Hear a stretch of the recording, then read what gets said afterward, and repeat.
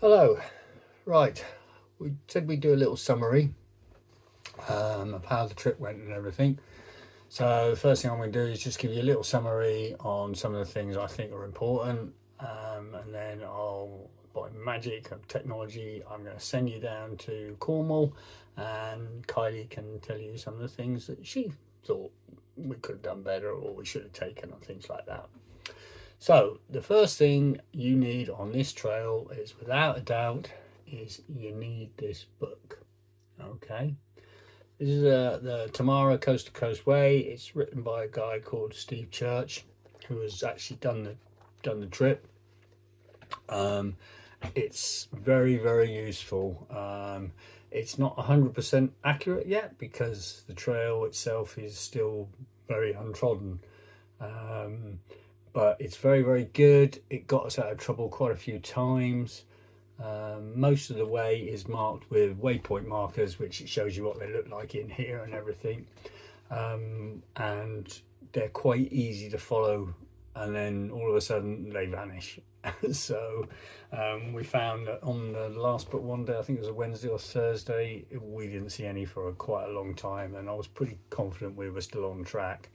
So we don't know whether some of the farmers are still a little bit upset about the trail being put through their land or whatever.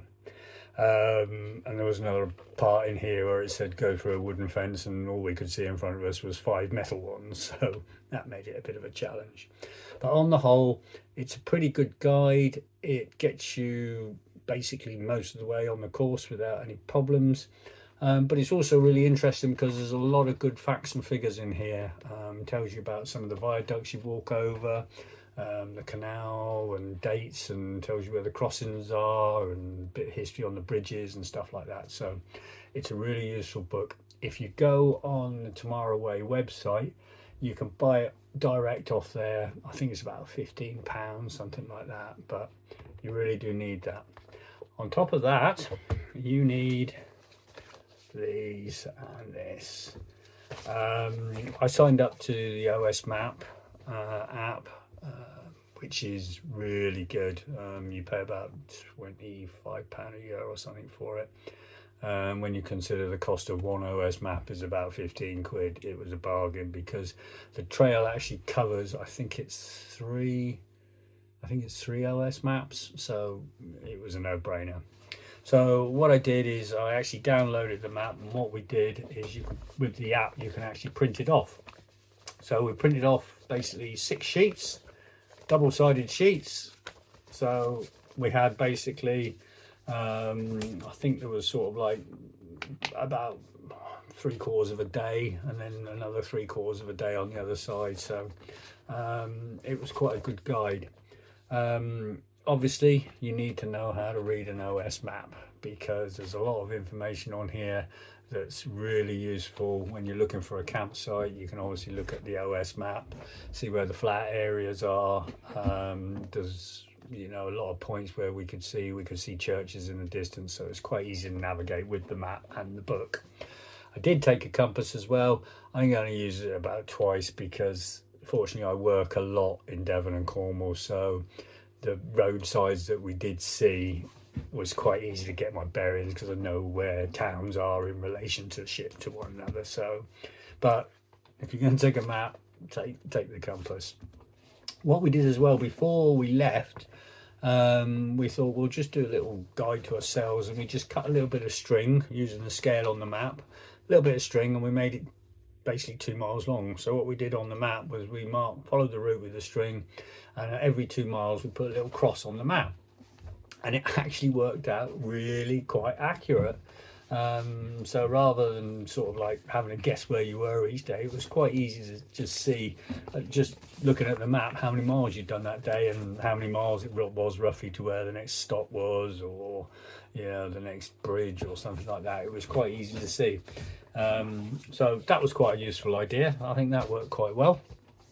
The only other things that obviously I use for navigation, as I said, I'm quite lucky because I know where most of the places are. But the map itself, with the book, the OS map, you're not going to get lost. There were a couple of places where even on the OS map the trail is marked, but it's not exactly right yet. Because obviously, like I said, I don't think there's been that many people that have actually used this trail yet. So that was that. The only other things from my side was we took a water filter kit, which was quite important. Once again, with the map, you can see where the water supplies are, because we didn't want to take loads and loads of water with us, obviously because of the weight. So with the water filter kit, we could filter water on the way, so that was quite handy as well. Other than that, that's pretty much it from my side. Everything else was really kit and clothing and everything, and I'll let Kylie talk to you about that. The only other thing that I can say is the phone charging side. We did manage to charge our phones up at a couple of places on the way, but we did take 3 charger kits. I took two 30,000 milliamp hour ones and one 10,000. Unfortunately, we lost one of them, but we only lost it on kind of the last day, so it didn't really matter. But to be honest with you, 3 was quite excessive. We probably didn't need 3. We probably could have got away with 2, and that was with both phones. I also had a GPS watch as well. The GPS watch was pretty handy as well, because it obviously gave us an accurate reading of how many miles we did each day. But I did lose a GPS reception. I think it was on the Wednesday for a couple of hours. For some reason we lost reception.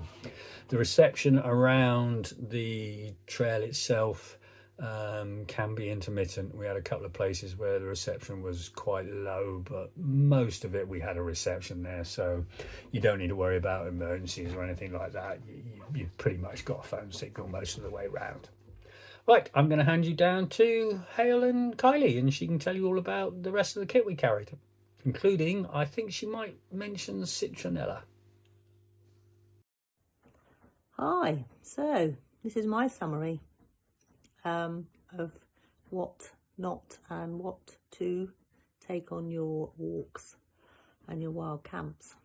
The thing that was important to me, because I get bitten by anything, is take some sort of midge repellent. If you're like me, you've got sweet blood or whatever reason, wherever they bite me.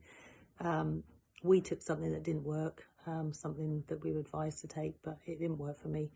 Citronella oil. Citronella is the best thing for me.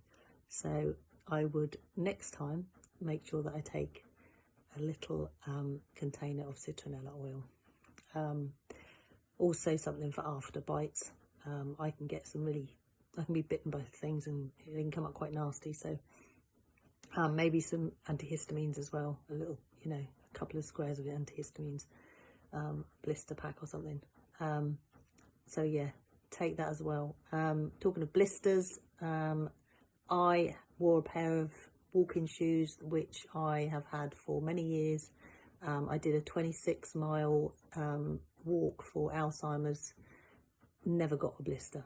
On the end of the second day I started to get a blister. I had wet feet.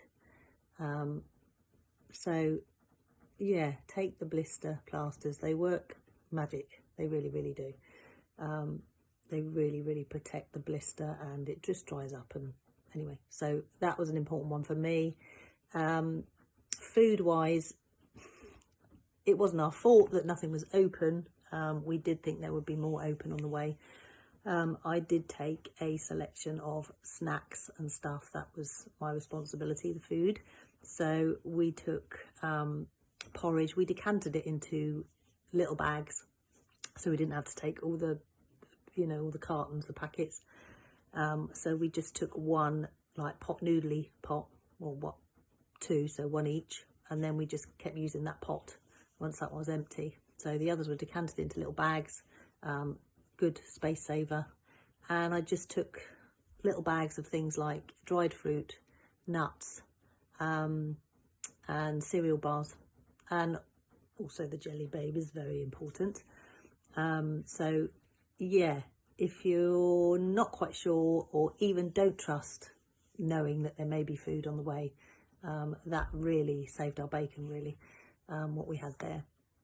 And black bin liners was the other one, because the packs did get wet And we do have a rain cover on it, but you know, you put them down, you take them off, the wind blows in all directions with the rain, they get wet.